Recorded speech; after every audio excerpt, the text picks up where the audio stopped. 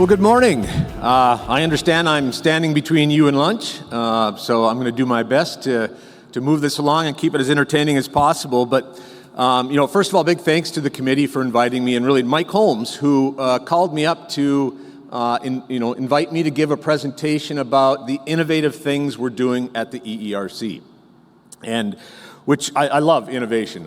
You heard I was intellectual property is what I've dealt with for many years. It's all about innovation and invention. And I thought, well, Mike's calling me up to ask me to talk about innovation. I can't think of a better example for an innovative person at the EERC. You may know Mike worked with B&W, then he joined the EERC for a number of years. I had the pleasure, I believe, of hiring him, and he worked with me on a number of things. Of course, now helping directly more with the Lignite activities. But Mike and his team, around the topic of mercury, created one of the most innovative technologies that we've had, certainly one of the most successful technologies we've had. But in innovation, we often think of it as an invention, as a widget, something we can put our hands on. But in many cases, innovation is much bigger than that and takes far more than that. Before Mike and his team could come up with what I would argue is the largest used mercury control technology today in the United States, if not in the world, first thing they had to do is figure out, how do you even analyze for mercury? I mean, the ability to analyze mercury was difficult. Then we had to figure out how to go into a power plant and come up with a way to sample. Now, Mike and his team didn't invent new sample equipment. He can correct me if I'm wrong, but we used probes that we had for other purposes. We just figured out an innovative way to do it effectively, to do it consistently, and to get reproducible results. Then they had to figure out the science, and then eventually they came up with the technology. But there were many, many steps to innovation along the way. North Dakota is known for innovation. We hear our own governor talk about innovation over regulation. Innovation, a lot of times in North Dakota, started out of necessity. The risk of danger, the risk of other things. But I think North Dakota has been a leader in innovation. I don't think we'd be recognized around the United States as that, but I think we truly have been. I think if you showed people the agenda to this conference and showed them the topic that I was going to present on, most people would say, who are from outside of this area, would say, great, he's going in to talk about innovative wind and innovative solar. But I think we've heard from our previous two speakers, both Barry and Isaac did a great job of talking about all the different types of innovation, sometimes just thought process innovation, and the amount that goes on here. But sometimes we don't see all the innovation every day. I was driving over this morning, and I thought, okay, what do I have, what am I driving, what do I have on me that's innovative? We'd all think of a cell phone, right? We'd think of a watch. I got a smart watch. Can keep track. My phone allowed me to talk to my daughter while she was stranded on the side of an interstate in Utah to get a tire fixed, and my phone also helped me to wire her money to pay for it. One of the things I didn't like about my phone. But there are just many different aspects to it. So, the phone and the watch, and then of course, many people may be familiar with getting an artificial knee. It's pretty innovative what they can do today, how they can do it, how they can successfully put in an artificial knee that'll last for 30 years. But there are, and then shoes. You don't normally think about shoes, right, as being innovative. But think about the last time, 20 years ago, when you pulled a pair of shoes off of the rack. How heavy were those shoes? Today, we have shoes that are way less in weight and way better in performance. I think Adidas used to have the logo,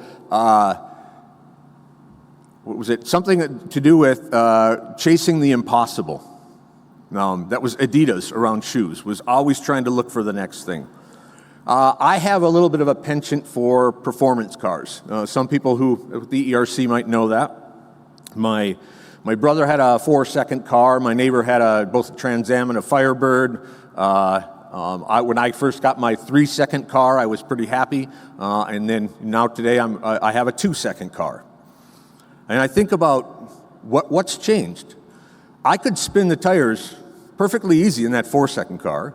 I could spin the tires in the 3-second car. I can spin the tires in a 2-second car. Why is my car faster? A lot of it, though, you talk about superchargers, electronics, the way things work, they're all real, yeah, they've helped, but at the end of the day, tires. It's as much power as my tires can hold on the ground. In the old days, a performance car typically was built with tires that didn't fly apart at 160 miles an hour.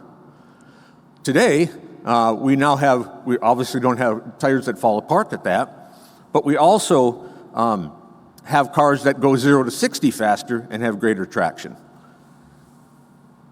Excuse me for a minute here. A lot has changed, but tires, something we don't think about. We don't look at tires as being innovative. We don't see that all the time. Within performance cars, one of the things that came out in recent years, it used to be if you had a radio in your car, it was not a performance car. I mean, you're a purist, man. You reduce the weight as much as possible. And they would sell these cars to the purists, right? Somebody finally said, you know what, there might be a bigger market out there for performance cars than just the purists. Maybe we should put a radio in a car. I don't have the ability to own so many cars that I can have one strictly that works on the track and one that I can drive every day and one that I can just go play around, on a fall leaf tour, things like that. They wanted a car that could do it all. So they put radios in cars, a heads-up display in cars. A lot of that was because purists argued all of the innovation you're putting into the cars makes it more distracting. So they put in a heads-up display to make the purist and the other. Today, you can buy, I'm sure most of you know this, a Porsche SUV. You can buy a Aston Martin SUV. You can buy a Jaguar SUV. And as of last year, you can now buy a Ferrari SUV. Again, and in that case, they didn't come up with new technology. They just became innovative in how they applied it and to the market that they were looking at. So the enemy to innovation is risk. That's what we are always up against, is risk. Whether it's political risk, financial risk, regulatory risk. I mean, we hear that. We hear risk a lot, right? And of course, there's the big risk, the risk of failure. And when you think about risk and failure, using the car example, how many in the audience have owned an Aztek, a Pontiac Aztek? So I'm going to say nobody's willing to admit it. Pontiac Aztek, it's revolutionary, going to change the market. Pontiac's flagship. 5 months after its release, they already redesigned it. How often do you see a brand new design 5 months after its release? So a tremendous failure for many different reasons, but yet about a few months before they actually offered up a new model of an Aztek, you might remember Oprah Winfrey gave away, I think it was 297 Azteks on her show. I don't think people were so happy to have won that after a while. Definitely not a success story. So we see risks, but of course the opposite of risk is opportunity. We talk about opportunity all the time and talking about how that relates. So I just want to start out with a little bit about innovation. It's all around us. We don't see it. We get so used to seeing the whiz bang of a phone and of some new thing. We don't see all the other small innovative things that make big differences. So the EERC is focused on developing solutions for our clients, whether those solutions are in the energy world, the environmental world, whether they're in North Dakota, in Kansas, in Turkey.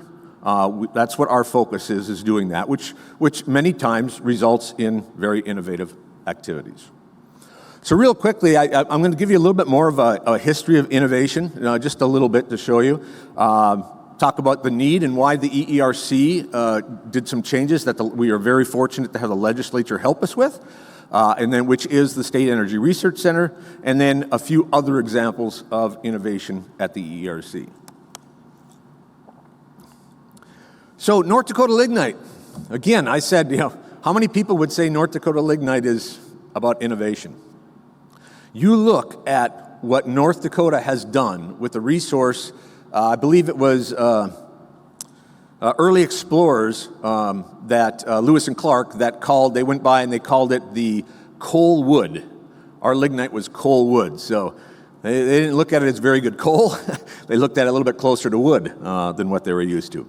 And we've taken a resource that has challenges and turned it and looked at the opportunities we had with it and came up with new innovative ways to use lignite and to overcome some of those challenges. 1980. That was the start of the building of Great Plains gasification as we know it today.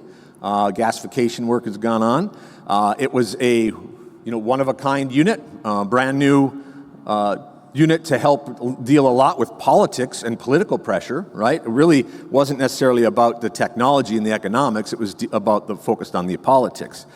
But that happened in North Dakota. Of course, the Bakken in 2006. That's all about innovation. Did we not know the Bakken was there before 2006? In the 80s, did we not know it was there? No, we came up with new, innovative ways to produce the Bakken that were, in this case, economical, finding economical opportunities. So similarly, the EERC has been around since about 1947. We originally established under the U.S. Bureau of Mines. Construction, $750,000 effort to create us. And our focus from day one is about innovating. We were actually created to look at how can we use North Dakota lignite. It started at the University of North Dakota, worked it, and then it was eventually became a federal laboratory. Here is, in 1961, our first big gasifier that we had on site. Again, helping out with the Great Plains gasification, understanding what happens when you gasify lignite coal. 1985, so we got a coal going strong. Project Sodium. I'm sure sodium is still a big topic amongst you who operate plants and understand them, but it was a detrimental issue that we came in to solve. And again, the way that we solved it was not to go to a plant and figure out what we need to do there. It was actually to take coal and start to look at the individual aspects of coal. We utilized scanning electron microscopy and other techniques to help understand what was going on with the coal. That was innovative. Rather than try to fix the plant, we focused on understanding the coal to help out. And I'd love to know who created that graphic. And I don't even know, what state. That's not even focused on North Dakota from the appearance. 1992, I mentioned Mike. Mercury. 1992, Center for Toxic Metals was born. And again, this is the story of mercury as well as many other trace metals that we see in coal and figuring out how to solve the challenge that they are. We also see, I mentioned risk, we see failure. How many in the audience remember the Waffle Project? Yeah, I see a few. I see mostly, pretty much all EERC people. It was pretty much on the eastern side of the state, but of course we had the big flood in 1997 that really hit Grand Forks, and then later there was, of course, Fargo was hit hard. At the time in 1997, we were the largest affected party by a natural disaster ever in the United States, which is, of course, hard to believe. We're dwarfed today. The first time they employed drive-through American Red Cross stations. So rather than have to go into a building, they literally had drive-throughs to get us food and stuff during the flood. Today, that was very innovative then. But the Waffle Project was designed to how do we keep the flood from happening? And so you can put up walls and keep the water within the walls, but the waffle was a different idea. Let's slow it down when it's going to the river. Let's not let it accumulate all at once. Let's slow it down, and let's use the natural roads that we have within our infrastructure. If you've flown over North Dakota, we all know we look like a waffle. The roads typically are higher than the fields, and if we could even just hold 6 inches of water in a lot of fields at the right time would bring down the flooding potential. It was a great opportunity, but the risk here was no farmers wanted to flood their field. The technology works. The technology has been deployed in the United States. The technology has been deployed in Europe. But here, our farming operation is a little bit different economics, and so getting adoption, the technology worked. No question it works. No question we could do it, but it's not applicable to the environment we have here. We already have short growing cycles. Who wants a shorter one? So when we talk about innovation in the creation of new technologies, we created this funnel diagram, which really shows we need all sorts of ideas to come forward to create innovation. Only a few of them make it through to the end, but we have to actually encourage broader, more innovation, and then even to the point where we're encouraging people to fail early, fail big. And of course, the cost of developing all these innovative technologies initially is low, but eventually becomes very high. So when we look at innovation and at the EERC, the first thing we talk about is, innovation is based around dreams. We got to have ideas. We've got to have people wanting to do something more, but we also need that to make it to commercial deployment. The problem is risk. Uncertainty. I mentioned risk already. Risk has been is the biggest challenge to the EERC in being innovative. The risk of where's our paycheck going to come from? We're a contract-based research organization. We don't go in paths that we can't identify where the money's going to come from in the future. We have to get paid. We recognize this was a serious issue for the EERC. But the only way to do it, again, is to really manage that risk, manage that uncertainty. And 4 years ago, we were fortunate to have the State Energy Research Center formed. And what we realized is, having some funding allowed us to stabilize some of the risks, allowed us to bring the entire organization in.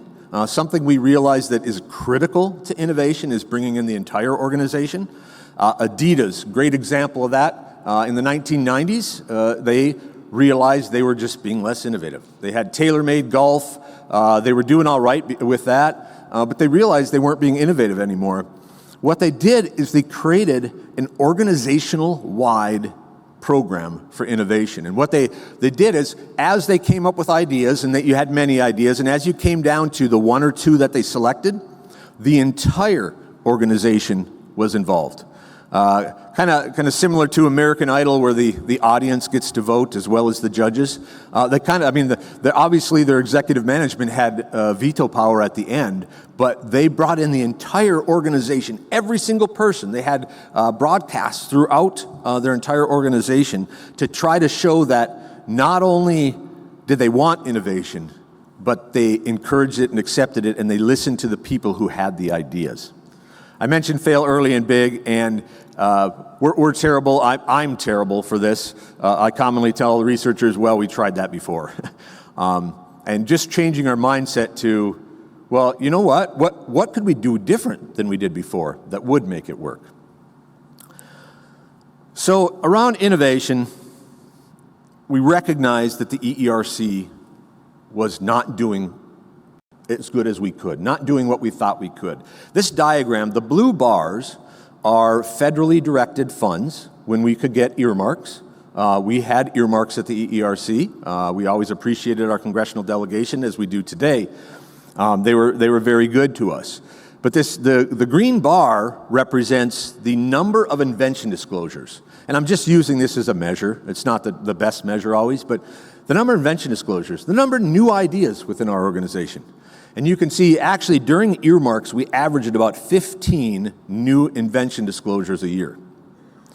When earmarks went away, in 2018, we averaged, well, not average, we had 0. Didn't have a single one. Now, we were still, I think, quite successful. It wasn't that we weren't finding opportunities, but our focus had changed. We didn't have resources. We didn't have the ability to overcome the risk. And that's really why the state legislator stepped in to help us with the State Energy Research Center. What that does, what CERC does, is it focuses first and foremost on new exploratory ideas. To steal a DARPA line, we're looking for ideas that are one miracle away from reality. You know, we don't want things that are ready for prime time. We want new, innovative ideas. We also use a portion of that money to help the state of North Dakota directly at their request. And then, of course, all of this is of no good if we're not doing education and outreach as well to all of North Dakota to show them the great innovative things that are being done. Actually, I still have $5 million there. We actually are up to $7.5 million per biennium, and we have a sunset clause in there today as well. But it runs through the North Dakota Industrial Commission. This funding gave us the ability to manage risk. So this same diagram, what the State Energy Research Center focuses on are the activities in this very early stage. This by itself, for the state to recognize and the state to support this, is innovative in its own right. But then the state also has the Lignite, the oil and gas, the renewable energy programs, the Clean Sustainable Energy Authority, all these pieces fitting together. The amount of innovation just in that concept and in the state taking a more active role in advancing it is great. But from the viewpoint of the State Energy Research Center, so we've been active for 4 years to date. During the first 4 years, we had a total of $10 million in funding. That funding in those first 4 years allowed us to do 50 different projects. So again, remember, they're low cost. These are smaller efforts. We were able to do 50 different projects. Those 50 projects already have resulted in 13 new invention disclosures, 8 patent applications, 3 granted, and we're still moving forward with others. That's just in the first 4 years, and you can imagine any program takes a little while to get moving. So it's been incredibly effective. Again, our researchers want to get paid. They do have to go home and put food on the table. The State Energy Research Center allows us to be innovative, take on that risk, and still make sure that there is funding for them to move forward. Also, that money, that $10 million has resulted in another $26 million in proposals we've written to other entities. $9 million is pending right now. 5's been awarded. There's one really large one we're feeling very optimistic about. But again, it takes time for people to create, invent, and then for us to go after federal funding. We've also used it to work with nearly 60 students from 5 higher education institutions across North Dakota to help show them all of the innovative things that are going on in North Dakota. They're called the Energy Hawks. I mean, has anybody heard of the Energy Hawks or met with our Energy Hawks? So there's a few here. So the Energy Hawks, we send them around the state. We don't want to just sit in a room and let us tell you what's going on. We send them around the state and we let them literally kick the tires on different units to go around and explore all of the innovative things. And almost every single Energy Hawk, I will be honest, even if they're a petroleum engineer, almost every single Energy Hawk who comes in the door is pro-wind. And that's what they want to do. They want wind. Let's get rid of coal. That's what they think they want to come here because they want to influence us and show us that, well, we can do it all with wind. I think every single student when they leave still believes in wind and what it can provide, but they now understand the innovation that's needed to make all of these technologies work together and to be able to keep the lights on for all of the great citizens of North Dakota. And then we also have been able to help the state secure some funding. So again, by giving the EERC, being innovative and giving us access to some funds that we can use kind of at a moment's notice, we've been able to go after 3 large federal opportunities. The first one has already been awarded. It's around transmission, and I think it's $3.7 million a year for 5 years. The initial contract, I think, is 2 years, but it's for a 5-year program. We've already been able to do that for the state. We helped to write the hydrogen hub proposal, and, I forget, the direct air capture hub as well. We now know that has been awarded for the state of North Dakota. So a lot of things, when you provide that innovative opportunity that the state has done for us, it's allowed us to do so many more things with it. So I just want to mention 2 topics, and I'm purposely leaving CO2 off because I know later in the program you get more CO2 activities. But start with graphite. We've heard a lot about it. Graphite. When we think of graphite, we typically think of pencils, which may or may not be real, since not all pencils certainly use graphite. But But graphene is something, graphite is just all carbon. It's just, you take a bunch of carbon and kind of jam it together. Graphene is taking all that, just carbon, and arranging it in a nice thin sheet. That thin sheet, the size of a human hair, has the ability to hold up a grand piano. It can, it's obviously significantly lighter as well, and it has other properties as well that make it extremely advantageous. It's about 1,000 times stronger than steel. So when we started the State Energy Research Center, the very first round of internal solicitations that we did, this proposal was there, graphene from North Dakota coal. How do we do it? Can we do it? Most of the literature told us we couldn't, or you have to break it down into something else and then rebuild it back up. But our researchers said, I think there's a way we can do this if we have the ability. This one project, I believe he received $150,000 for the first project. Within a year, he had turned that into a $930,000 funded effort by the federal government, and then another $1.5 million project. Again, innovative new idea working with lignite coal that really would not have been possible without the availability of that money to reduce risk within the State Energy Research Center. Today, and we have produced, there's Falkirk, Freedom, and Center. We've produced graphene from all three of these coals. The darkness of the vial does not tell you that Center is better at producing than Freedom, but it's just the luminescence we get off of graphene. And actually, we got better every time we did it. We were smarter when we came to coal or Center than we were when we started with Freedom. Another innovative area, zero emissions from well pads. Is there a week that goes by that we don't hear about the emissions from oil and gas in North Dakota, many times on a national scale? But at the end of the day, the challenge was risk. The cost to do it, I should say, it really wasn't, it didn't make sense. We knew how to grab gas. There's many different ways to grab gas. But it didn't make economic sense for North Dakota. There weren't any technologies because of the nuances of the Bakken. Everybody and their dog approached EERC in the state of North Dakota for a couple of years because they always said, we got the best technology. We got the technology that'll make it work. They didn't actually understand North Dakota. They didn't understand how the Bakken actually works. So we had a researcher, actually he was working for a different company, but he stepped up and said, well, maybe we don't need to come up with some new innovative technology. Maybe we just needed to figure out an innovative way to apply existing technology. That is called today, we call it the polar bear technology. It's undergoing commercial demonstration as we speak. It's been on several commercial systems in the past. And the State Energy Research Center, because of the ability to be innovative that we had, again, this isn't a new technology, but where the innovation came in is they didn't have for lack of a better phrase, a pump that worked at the scale and under the conditions that they were dealing with. How many different types of pumps can you find out there? We couldn't find one that did what we wanted, but we knew. So we started working and looking at how we could take an existing one and manipulate it and do it. The CBD industry has been great. For probably more reasons than that. But they are the ones who actually revolutionized a lot of small-scale pumps and figuring out how they work in different environments. You'd never think of that.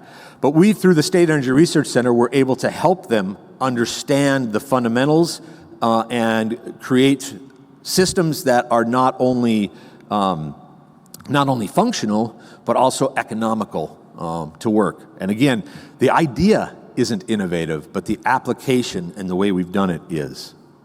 And this has resulted in, I mentioned the demonstrations, the federal government just gave us $1 million to advance the technology, and we hope to see commercial deployment. This technology, by the way, I should have mentioned, is commercialized through Steffes. So Steffes is working directly with us and doing the demonstrations and the future commercialization. I mentioned the Energy Hawks concept already. But again, another innovative idea. So education can be innovative as well. In the case of the Energy Hawks, we realized the let's just take North Dakota's voting public. How many in North Dakota's voting public are engineers or scientists? Not very many. If we were, we'd all be in a room to cast votes and we couldn't take our eyes off our own shoes. I mean, there's very few, and engineers have different attributes. But the voting public isn't engineers. I mean, yes, it has some, but we got accountants, we got dentists, we got doctors, we got daycare workers, we got stay-at-home moms. We have all sorts of other people. So we can come to conferences like this and educate all of our experts all we want, but we needed to figure out a way to try to reach everybody else. And that was the idea behind Energy Hawks. Let's bring in students from whatever background, whatever university within North Dakota that they belong to, and put them in a room together and have them see and strategize about new innovative ideas. Some of our most innovative things that are coming out of our Energy Hawks have absolutely nothing to do with the technology. Again, it's more methodology and applications as you go forward. So beyond the State Energy Research Center, there are many different other innovative things that the EERC has been a part of and is happy to be a part of within the state of North Dakota. One of the earlier ones we had was iPipe. I don't know, a lot of folks in this audience have probably heard of iPipe. It's kind of iPhone, your intelligent phone, iPipe, intelligent pipe. How do we deal with pipeline leaks? Whether it's a oil leak, whether it's a produced water leak, gas leak, how do we deal with leaks? How do we deal with leaks in small pipes, in big pipes, and all sorts of different pipes? So we created a kind of a think tank type of opportunity around this and brought in many different companies, had them pitch their ideas, have them talk to. We had a group that made the decisions at the end of the day, and then we started to work on what's the critical issue that's keeping this technology from going to the next step. Where is it at today, and why are we not deploying it? What's the issue? And that's what iPipe was focused on, showing that they work and showing how the economics work and how can we deploy them in North Dakota in our environment. You've already heard about rare earth elements to some degree, and if anybody is interested, next week we have the Core CM. That's the name of one of the federal projects that the EERC runs, focused on carbon ores, rare earth elements, and other carbon products. But we've started looking at coal differently. Again, if we went back to when I first started, we didn't even understand what was in coal. We really didn't understand how the makeup was. And now today, all that fundamental, innovative understanding is now telling us, hey, we're going to take something that is in very small quantities and produce it here in North Dakota. Now, certainly, you could have done that years ago if money wasn't an issue or environmental contamination wasn't an issue. But those are real issues to us today. So we're looking at advancing that and how do we deploy it here in North Dakota. You may think it's a bit of a stretch to take something that's, say, 200 parts per million and create a business around it. But back in the 1970s, there were as many as 17 coal-fired plants, not power plants, coal mining operations producing uranium for the nuclear weapons complex. I can tell you that it really wasn't environmentally friendly, what they were doing, and it didn't make economic sense one bit. But they realized at that point something in the part per million that we could produce it here. Now, we didn't produce a lot. I think we produced, estimate was about 2% at that time of the total uranium for the U.S. Came out of North Dakota coals. So that's what we're looking to do here, but now we have the realities. We have to be more innovative with economics and with environmental concerns. And of course, rare earth elements aren't just in coal. They're in many other things. We're also looking at how do we hybridize a system. If the economics are challenging for coal, how do we combine it with something else and bring the economics down? Building materials. How many of you 20 years ago thought about building a house from coal? Today, we're looking at coal as a building material. One of the companies we're working with, Semplastics. Semplastics is working right now to build an entire house, the entire structural component, from the shingles to the beams to the boards, everything out of their technology, which utilizes coal as the primary matrix, and their ability to bind that in a manner that's not combustible and in a manner that's reliable, strong, and of course, at the end of the day, economical. But today, this is real. And to be honest with you, this vendor, Sem Plastics, they don't love coal. They didn't say, geez, we would love to have a technology that made coal into something else. We'd love to help support coal. What they said is, no, we have a binder. We have a binder that is too expensive to work with other products. I need a really cheap carbon source. I need a really cheap source of material. That's why they turned to North Dakota coal. They came here to talk to us, again, innovation. They had a technology. They already knew it worked. They knew how to apply it. Now they said, oh, it's too expensive. How do we go and work with our folks in North Dakota to make this economical and make it a reality? The Bakken, we're working numerous projects right now in the Bakken. I mentioned I didn't put much in here on CO2, but of course the one thing, the innovative thing we're trying to work on right now is how do we do CO2 enhanced oil recovery in the Bakken? It's been around for a long time for traditional oil-producing wells. But the number of tests that have been done in the Bakken are limited and with mixed results. And so we're working with a couple of different clients right now is how do we innovatively produce more oil utilizing this great resource we already have in North Dakota of CO2, and at the end of the day, keep 100% of that CO2 in the ground when we're done. And by our estimates, we believe that we can produce another 3.2 to 7 billion barrels of incremental oil in the state of North Dakota. You can do the math if you assume even $50 a barrel, or excuse me, yes, $50 a barrel there.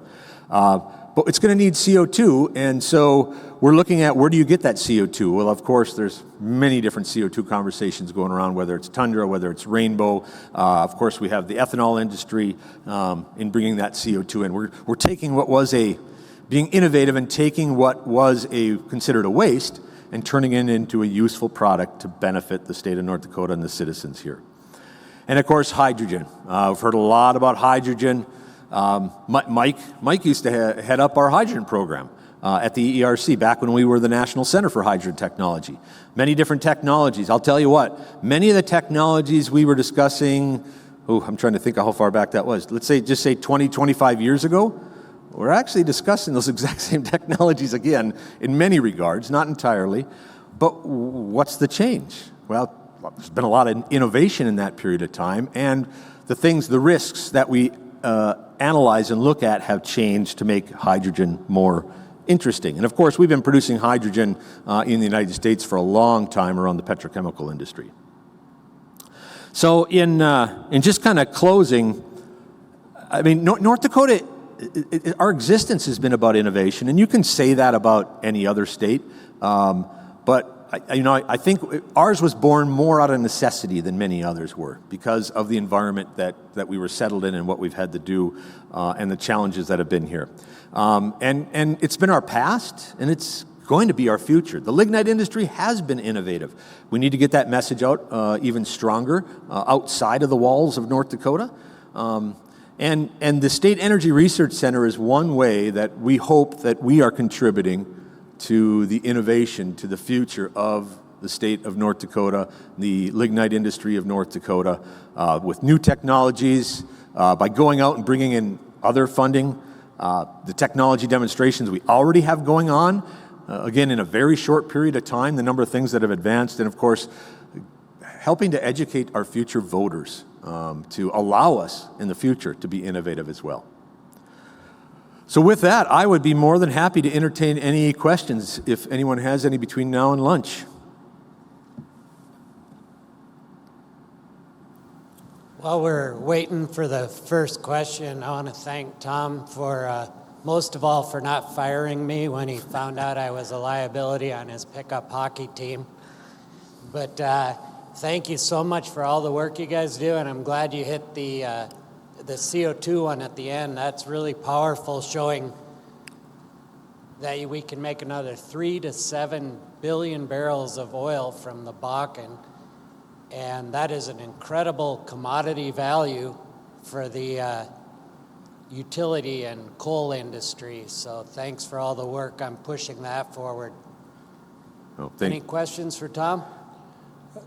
Tom, are you able to, you talked about the State Energy Research Center and the 13 invention disclosures and the patent applications. Can you hit on any of maybe the major ones can you share any of that information? Certainly, I shared a couple of them with you a little bit. Around graphene is one, around our innovation around pumps and technology for reducing flaring is another one. We've been very active in electrochemistry. So we've known for years that you can drive reactions with electricity. I mean, I'm a chemical engineer, so I'm used to chemistry is doing everything, right? We use chemistry to get what we want at the end of the day. But we can actually use electricity to get what we want at the end of the day as well, like ethanol production. Why does ethanol use enzymes in their production? Because it's economical and cheap. That's the reason. Throw some bugs in and let the bugs do the work, produce the ethanol for you. It's cheap, but we also have very affordable electricity in North Dakota. So can we start to use that and actually, by doing it, produce less CO2 from the ethanol plants and more ethanol overall by using a little electricity to drive the reactions as well? Another example, but there's been several of them, and I should stress too, we've done 13 invention disclosures, but we only do a fraction of our inventions as invention disclosures. There are many things that we create, that we develop that we're not interested in trying to protect. We're more interested in giving it out there and letting others deploy it right away as the best we have. And we've been very fortunate under the new U.S. patent law that the 3 patents that I've had issued, if anybody in here deals with patents, so again, we've been around for 4 years. Most of the invention and most of that has probably occurred in the last 2 as we start to get the ideas flowing in. To get patents in 2 years, to get patents in 3 years, to get patents in 4 or 5 years sometimes is extremely difficult. We were able to get all 3 of those patents showed up in months. And the reason is that we were able to fast track them under a system that the Patent and Trademark Office has because of how important the ideas and the technologies are to the country. We've even had one invention disclosure that was actually stopped by the military, or I should say patent application, that the military has blocked temporarily until we get permission to go forward. So there's many different things that we're working on. And I would always be more than happy to go through the much longer list if anybody was interested.